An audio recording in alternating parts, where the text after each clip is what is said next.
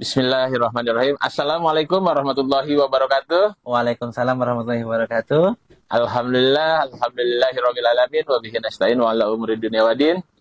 Sahabat dan pemirsa Apologet Islam Indonesia, saya sangat bahagia sekali hari ini saya bisa hadir dan bisa menjumpai sahabat kita, guru kita, Masya Allah. yaitu Ko Ajis. Alhamdulillah. Nah, gimana saya akan banyak menanyakan, sedikit sajalah menanyakan tentang dakwahnya beliau yang Allahu Akbar sangat-sangat membuat kita malu sebagai umat Masya Islam, Allah. yang mana seorang mu'alaf yang dulunya hanya bawa-bawa hiyo gitu kan, tapi sekarang kita sekarang nggak ada apa-apa. Bawa hiyo sama salib. Bawa hiyo sama salib juga ya, bawa hiyo sama manggul salib. Astagfirullah. Gitu. Nggak manggul juga kali. Oh, nggak. Ngomongin. Oh, Kegedean. kalau manggul salib kayak Yesus. Kegedean. Oke, kita akan tanya langsung ke Koh Ajis atau Ustadz Ajis. Assalamualaikum Ustadz. Waalaikumsalam warahmatullahi wabarakatuh. Allahu Akbar ya Allah. Terima kasih banget atas waktunya Ustadz. Alhamdulillah kita ketemu dan berpisah karena Allah. Allahu Akbar, Allahu Akbar. Bahagia banget pokoknya hari ini akhirnya saya juga bisa ngobrol langsung. Biasanya saya hanya lihat Koh Ajis ini di Komal-Komal gitu, cuma di Komal atau juga di YouTube. Lagi ngomel. Kalau di Komal memang agak-agak galak dikit lah kayak gitu. Tapi ya memang harus penghujat-penghujat itu ya. Kalau nggak galak mereka saya yang dimainin. Nah, itu dia. Nah, ini Koh. Ini kita mau bertanya seputar Komal nih Koh. Seputar sekarang kan lagi banyak banget penghujat nih Koh. Betul. Nah, kalau untuk dakwah Koh Ajis udah nggak kita ragukan lah. Nanti kita bisa Terima kasih. kita bisa lihat di YouTube teman-teman yang ada, nanti bisa dilihat YouTube-nya Koh Ajis juga. Apa nama YouTube-nya Koh Ajis? Ko Aziz lo ketua mualaf. Oke, Koh Ajis lo ketua mualaf. Kalau TikToknya? TikToknya Muhammad lo. Muhammad lo. Nah, itu jangan lupa tuh. Jangan lama ya. LOE. Nah, di follow, subscribe, like, share, dan komen semuanya tuh. Kirim paus juga nggak apa-apa. Kirim paus jangan lupa. Insya Allah untuk dakwah juga. Kalau TikToknya biasa jam berapa kok? Live-nya. Itu dia, untuk sementara ini saya baru gabung-gabung ke Komal-Komal, kayak Komalnya Abu Yastrong, terus Komalnya Ustadz Arif, gitu kan. Jadi masih gabung-gabung. Kenapa? Karena saya nggak bisa online di atas 2 jam. Nah, sedangkan kalau buka Komal itu kan harus di atas 2 jam. Iya, betul. Kalau 2 jam itu baru dialog dengan 1, 2, 3 oten, ya udah habis waktunya. Lagi seru-serunya saya harus jalan gitu. Makanya untuk sementara ini saya gabung-gabung. Kalaupun buka Komal itu pas sempat ya buka sebentar, setengah jam, 1 jam gitu doang.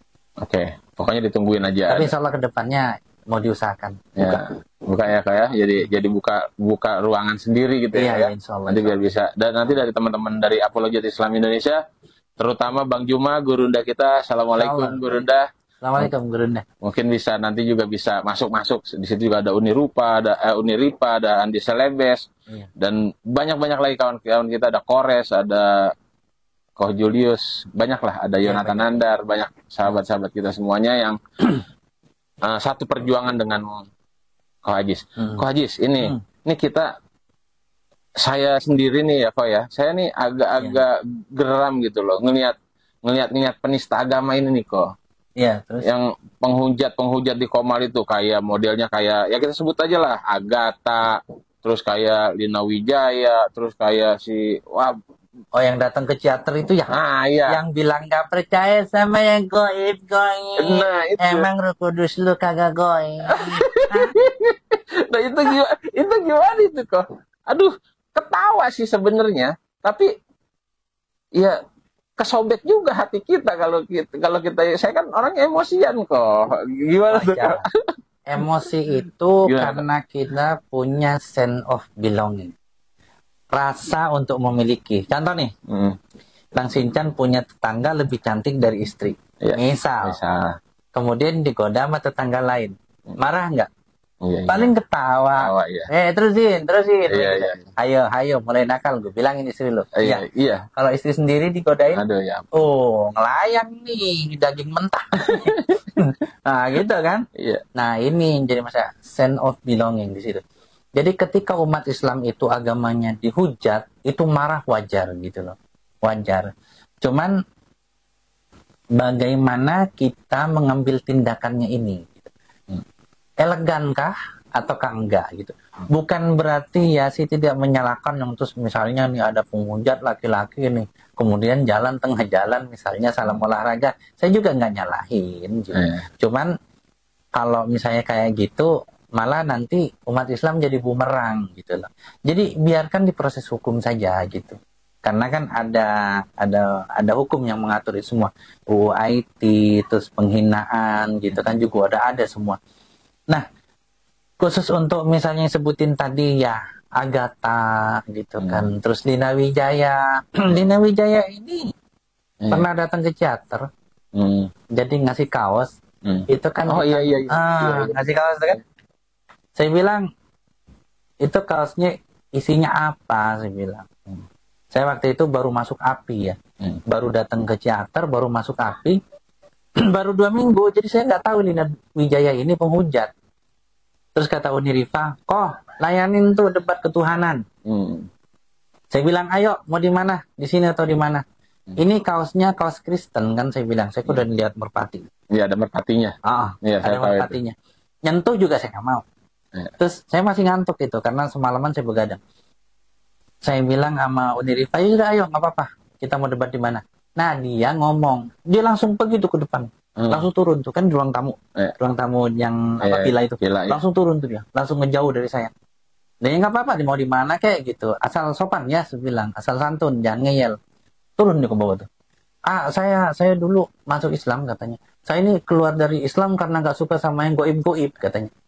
Dalam hati gue, Roh Kudus lu kagak goib, emang bisa dipegang gitu. Iya. Itu secara nggak langsung dia sendiri menghina agamanya sendiri. Nah sekarang gini. Agamanya sendiri aja dipermainkan, gimana agama orang. Nah ini permasalahannya, apalagi misalnya kayak Agatha gitu ya.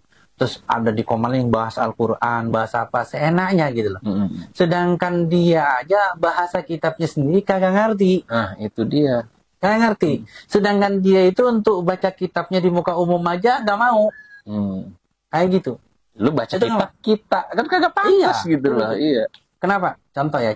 Walaupun di perjanjian lama gitu kan atau perjanjian baru, itu kan mau bilang Injil saya perjanjian baru, yang perjanjian lama bukan kitab saya, tapi itu kan dalam satu Bible.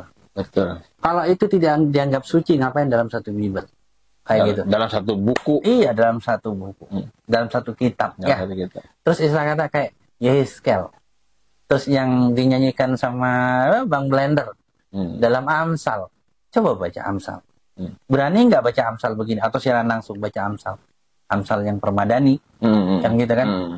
Terus juga bahas tentang ini, baca tentang ketika di perjanjian baru ini ya, ketika Yesus disalib, Eli lama sabachthani.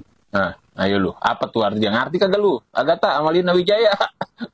Yesus betul. Mau nggak baca itu gitu. Nah sedangkan baca kitabnya sendiri aja kadang nggak mau gitu loh. Maksudnya kamu menghujat, ini menghujat. Jadi pernah kejadian gini, ketika baca Amsal, Amsal disuruh baca tuh, jangan menghujat dong.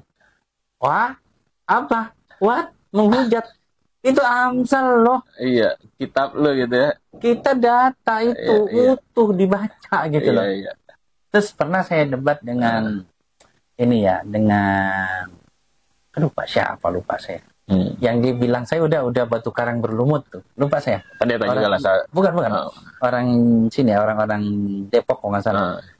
Saya bilang, Pak, Bapak mau masuk surga yang isinya bidadari bermata jeli yang usia sebaya. Ingat ya Pak, nggak ada montok di situ ya. Saya bilang.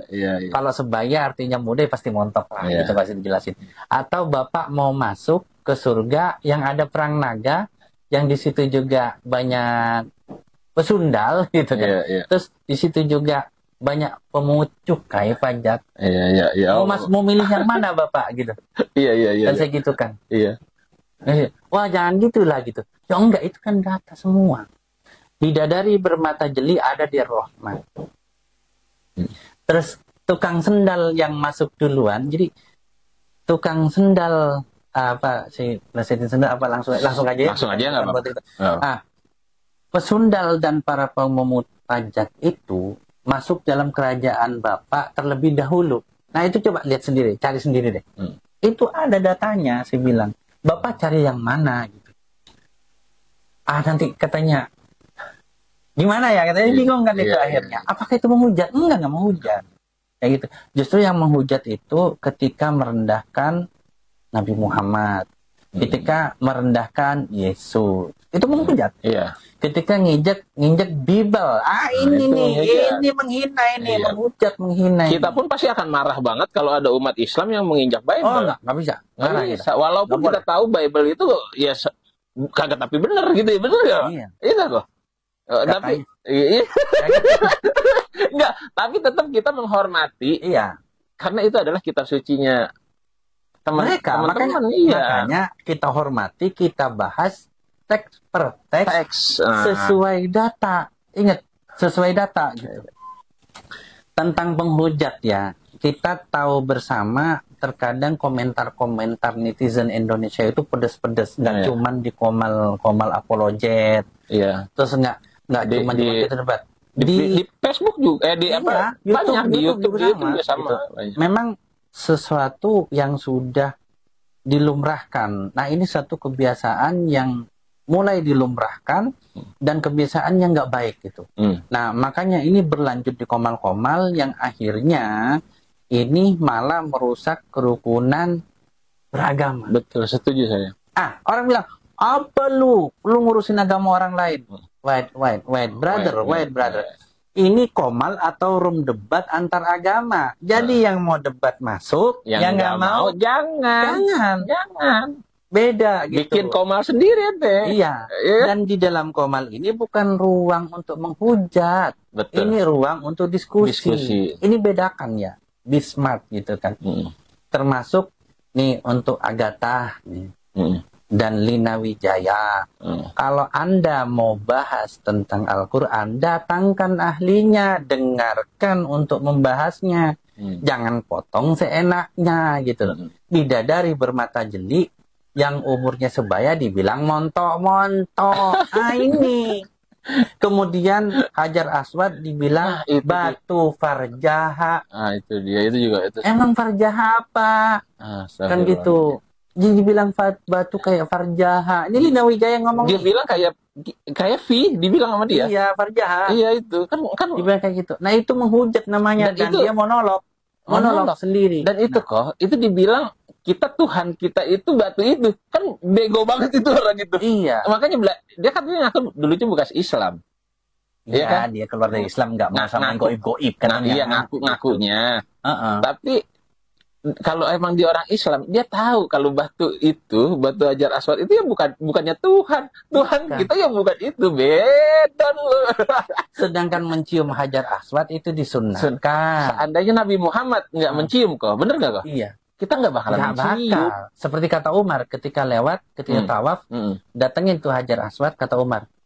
Hajar Aswad, sebagus-bagusnya engkau, walaupun kau batu dari surga, engkau adalah batu. Kalau aku tak melihat Rasulullah menciummu, aku tak akan menciummu. Baru dicium. Karena itu sunnah. Nah ini, nggak ngerti hukum sunnah itu apa, wajib apa. Kalau menyembah itu wajib. Menyembah Allah itu wajib. Nah ini aja, sunnah sama wajib nggak ngerti, bilangnya nyembah farjaha. Gimana ceritanya? Iya, seperti itu. Nah, kalau menurut kau, Ajis, itu udah menghujat nggak kata-kata itu? Itu bukan cuma menghujat, tapi sudah menista. Menista kan? Menista. Iya.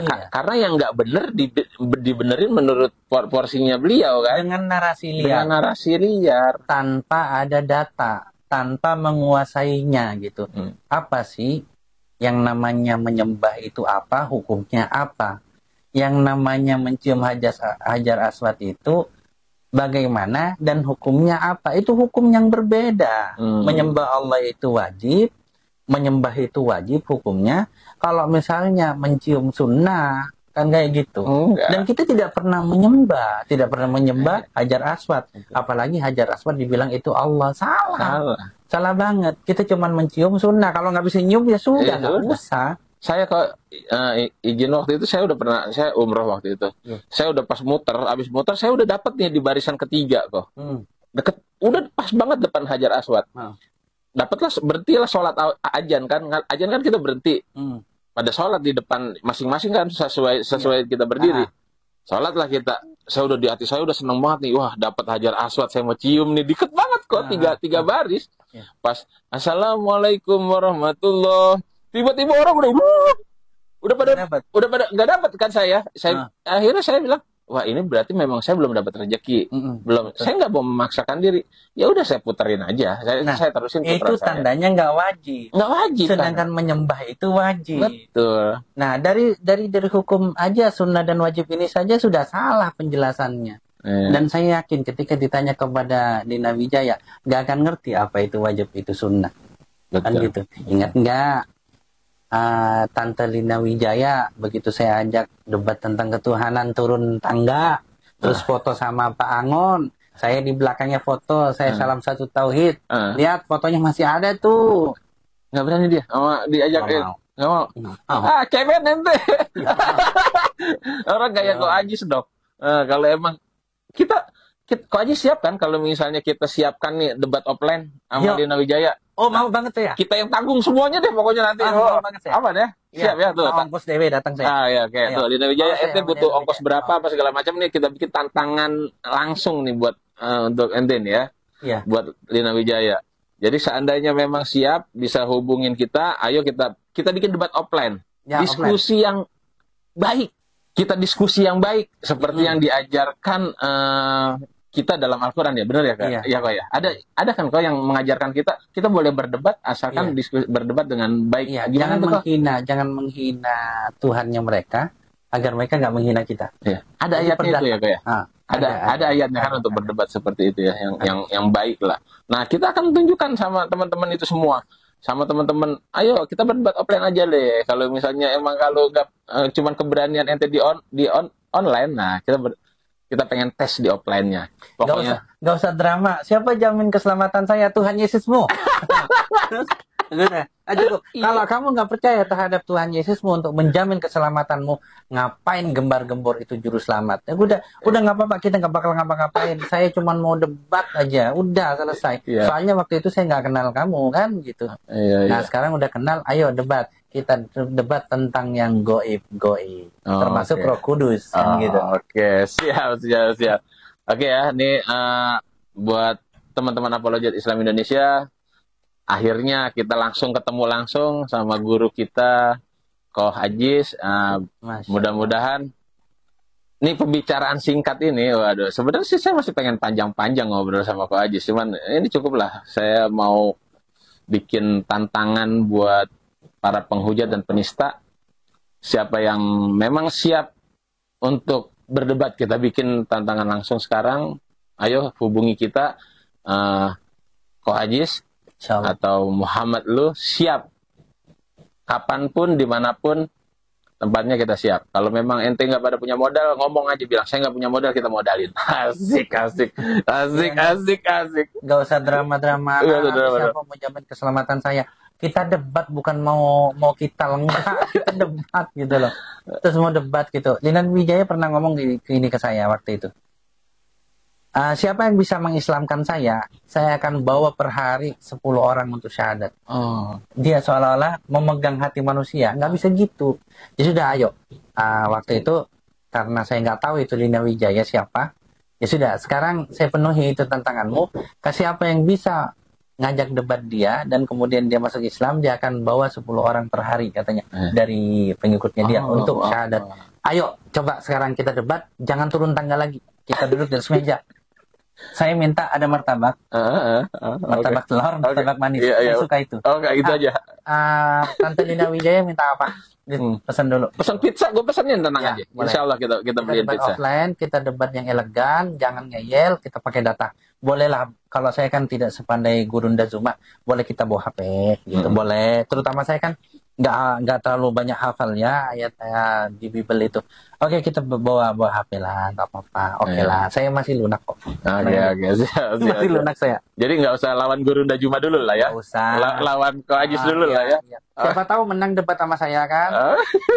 Nggak usah taruhan gini. Kalau saya kalah saya mau masuk Islam. Kalau Ko Ajis kalah, Ko Ajis harus murtad. Nggak usah.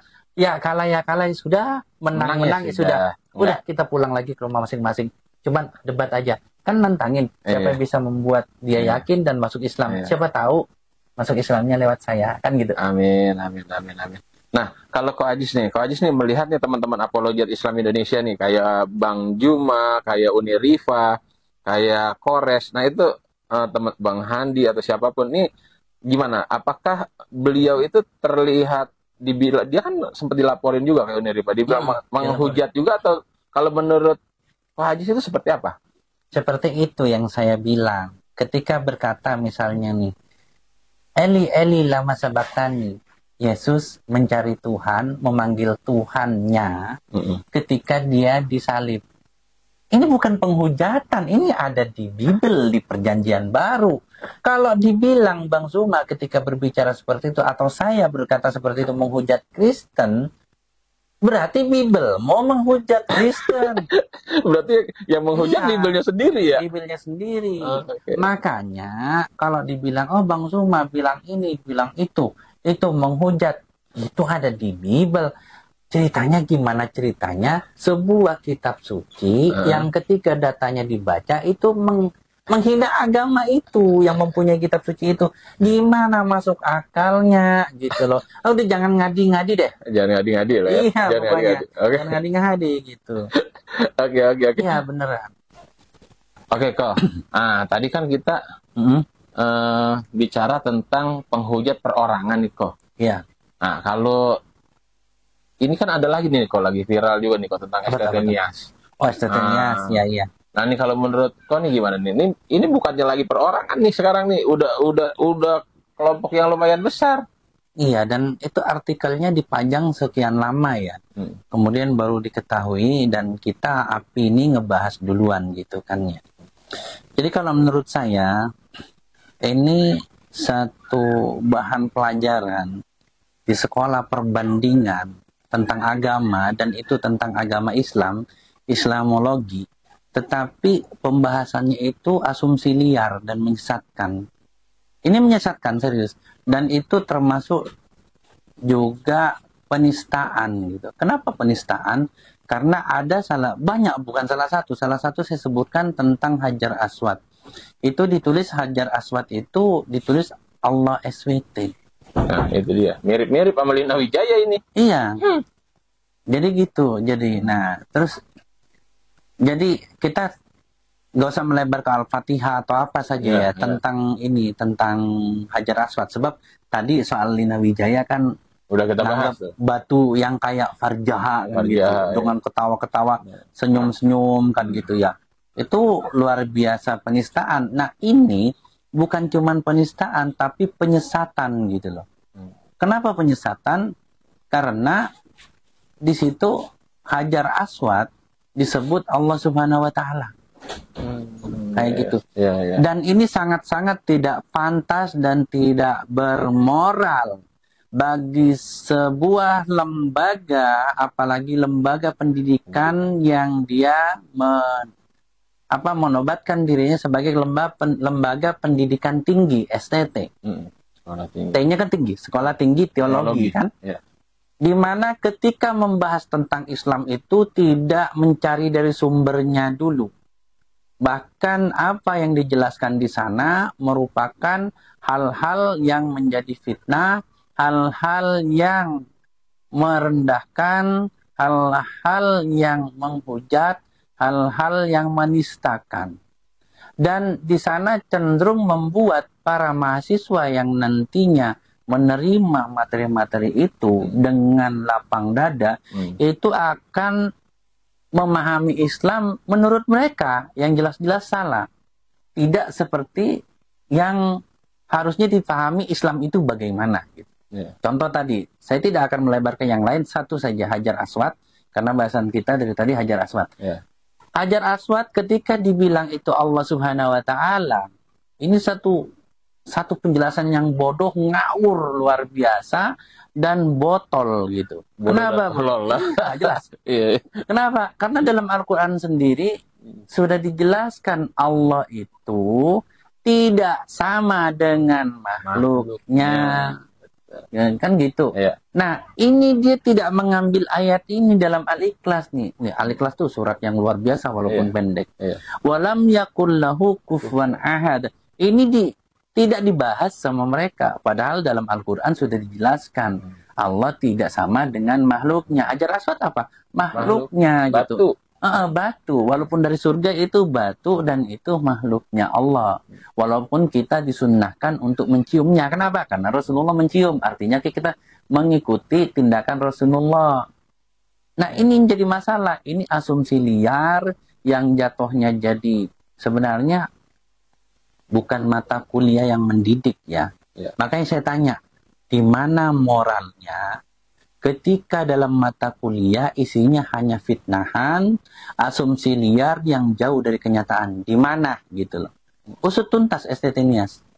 Usut. Kalau ada muslim nih yang mendukung STT Nias dengan bahan kuliah tadi, atau dia menyebut makalah atau menyebut artikel dengan artikel itu yang dipasang di situs dia, muslim yang ngebela ini tanyakan gitu loh.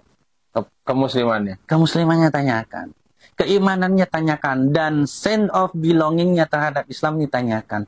Kenapa ketika Allah itu dihinakan? Kenapa ketika agamanya itu di-framing? Ketika agamanya itu dinista, dia malah mendukung penistanya. Sebenarnya lo muslim atau enggak? Muslim apa C6 lo? Itu dia. Istilah katanya. Kalau misalnya ada orang-orang yang di STT Nias atau saudaranya yang kemarin bikin artikel membela STT Nias, wajar. Karena kenapa?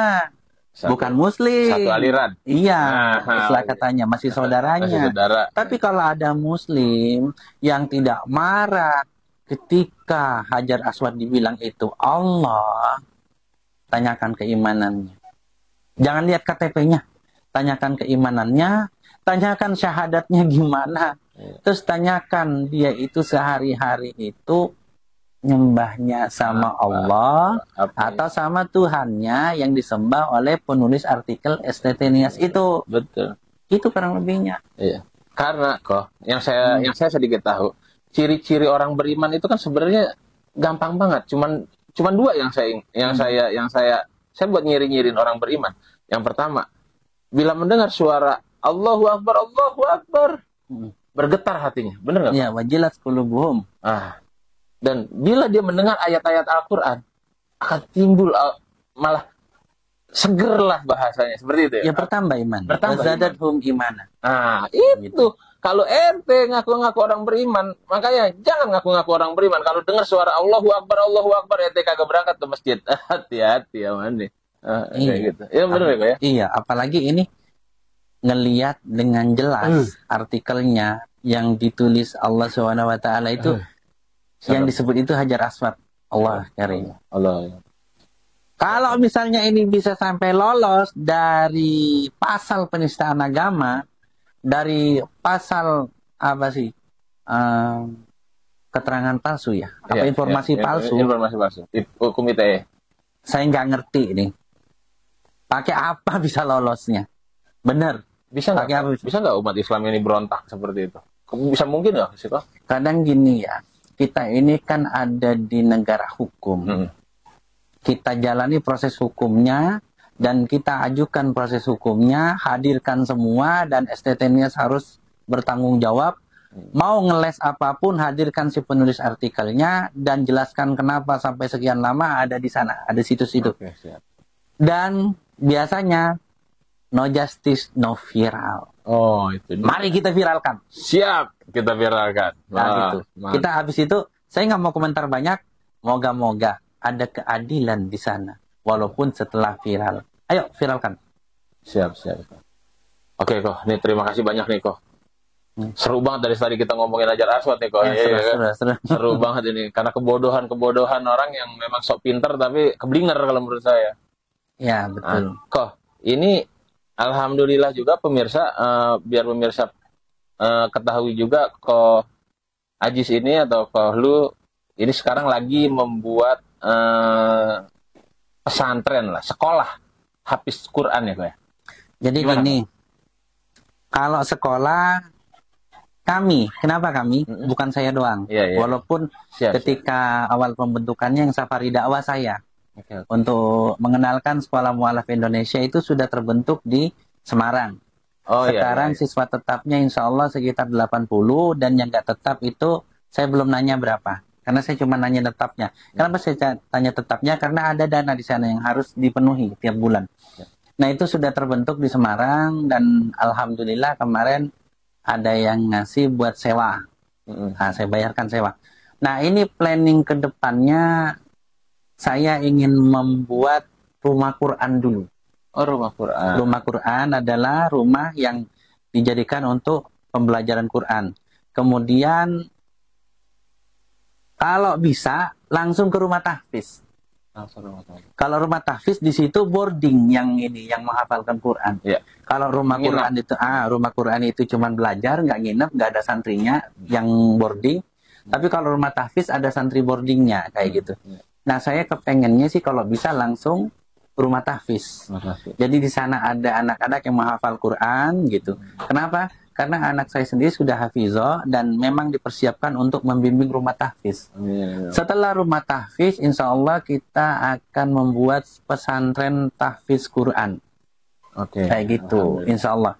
Nah, seiring dengan itu, saya berharap nantinya bisa menyediakan rumah singgah. Baik untuk mu'alaf yang bisa yang diusir gitu kan, yang butuh pertolongan, atau dai-dai yang dia itu ekonominya lemah, biar nggak apa-apa saya tampung di tempat saya. Dia bisa ngajar di rumah tahfiz itu, selain dia bisa ngajar, dia juga ketika mau berdakwah nggak usah mikirin, biarin anak istrinya kami yang urus gitu, kebutuhannya kayak gitu. Nanti pulang tinggal ke sana. Nah ini cita-cita yang paling dekat yang saya cita-citakan.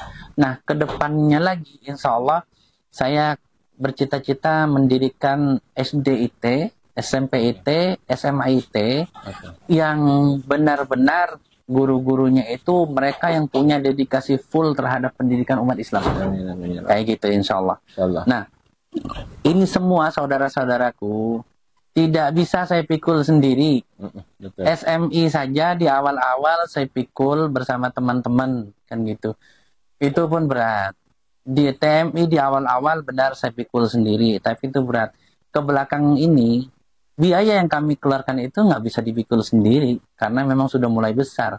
Bayangin, SMI saja sudah 80 siswa. Sedangkan di sini di Jakarta ada 5 ekor kuda yang insya Allah diniatkan untuk bisa mendidik orang-orang naik kuda berkuda karena kuda ini sunnah gitu, dan biaya kuda itu luar biasa ya. Lumayan. Harganya luar biasa. 5 ekor kuda itu bisa ngidupin dua orang istri. 2 orang. Lebih dari motor. Iya kayak gitu. Jadi seperti itu. Jadi kalau memang kita satu visi satu misi mau mencetak generasi Quran, kita mau menyediakan rumah singgah untuk mu'alaf yang benar-benar mu'alaf dan mereka kesusahan, dan juga mau menyediakan tempat untuk dai-dai yang ekonominya kurang biar mereka nggak ngontrak lagi sudah. Dan ketika berdakwah Safari Dakwah mereka nggak bingung lagi, kita tanggung. Yuk gabung di saya yuk. Ayo gabung di saya. Ada rekening yayasannya kok nih. Ada rekening yayasan kalau misalnya. Berapa gede sebut aja kok. Iya. Nanti ditulis juga di bawah insya Allah. Nanti saya tulis juga di. Iya, nomor rekeningnya atas nama Yayasan Tionghoa Muslim Inspiration, Bank Syariah Indonesia, KCP Kalideres, nomor rekeningnya 726 436 3637. Diulang kok nomor rekeningnya? Iya, 726 436 3637. Untuk yang berpartisipasi Saya ucapkan jazakumullah khairan kasiran. Semoga itu menjadi saksi kita di akhirat nanti. Amin. Menjadi amal kita untuk kita disatukan oleh Allah kembali dalam jannahnya. Amin. Amin. Amin. Dan benar nggak sih kok yang namanya pahala itu yang nggak ada putus-putusnya, salah satunya itu infak dan sedekah. Terus ada amal soleh, amal anak yang soleh. Iya.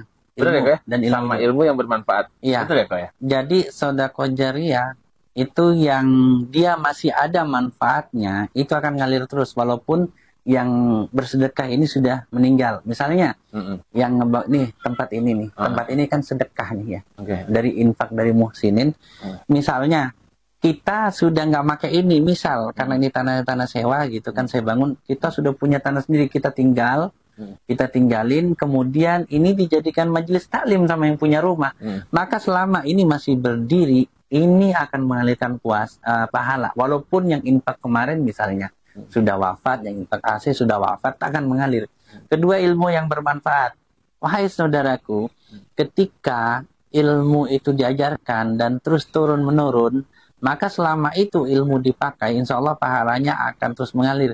Dan istimewanya, ketika harta Anda dipakai untuk mendidik mu'alaf, mendidik umat, insya Allah selama ilmu yang didapat dari tempat pendidikan itu yang Anda biayai itu dipakai, insya Allah pahala akan mengalir kepada Anda.